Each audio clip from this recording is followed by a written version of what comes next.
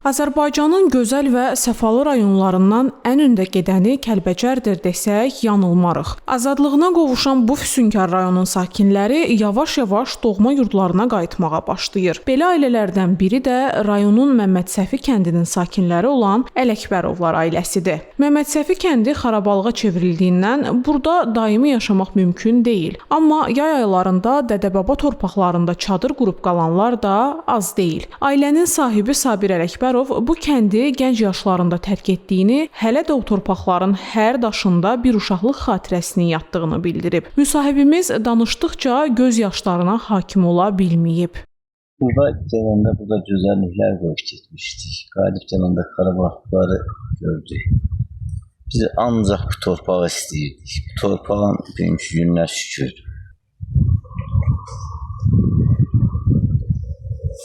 Qoy Allah təala bu senin yaşların bütün Azərbaycan xalqına qismət eləsin. Bugünkü günə çox şükür. Bugün sevindiğimdən ağlayıram. Kəndimizə gəlmişəm.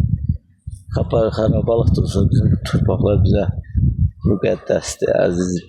Ailənin ən yaşlı sakini Səkinə Ələkbərova isə burada olduğu müddətdə keçmiş adət-ənənələrini geri qaytarmağa çalışdığını və gələcək nəsillərə ötürülməsi üçün əlindən gələni edəcəyini deyib.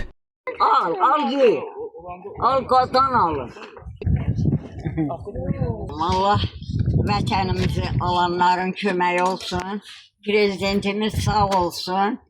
Allah şəhidlərə rəhmət eləsin. Yerləri nurla dolsun.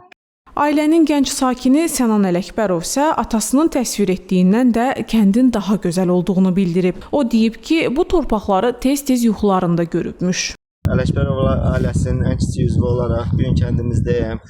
Çox xoş təəssüratlar yaşayıram. Kəndimiz həqiqətən gözəl bir mənzərəyə sahibdir. Kəndimizin bir tərəfi isti su, bir tərəfi dəli dağ. Kəndimiz özü Kəlbəcərdə ən çox bulaqlı kəndlərdən biridir və birincisidir. Allah şəhidlərimizə rəhmət eləsin, qazilərimizə şəfa versin. Atalarım, babalarım danışırdı kəndimizin gözəlliyindən, mənzərələrindən. Mən bu qədər təsəvvür etməzdim ki, bizim kəndimizdə bu qədər gözəlliklər olar, səfası, gözəlliyi. Kəlbəcərin Məmməd Səfi kəndində həyat yenidən başlayır. Ələkbərovlar ailəsi yaz aylarında bu kəndə köçür, payız aylarında isə qayıdırlar. Onlar burada kənd təsərrüfatının heyvandarlıq, quşçuluq və arıçılıq sahələri ilə məşğul olurlar. Leyla Vəfadar, Sadiq Məmmədov, Nəzrin İlxan, Bizim Media. Vətən yaxşıdır, geyməyə kətən yaxşıdır, gəzməyə qərb ölkə, ölməyə vətən yaxşıdır.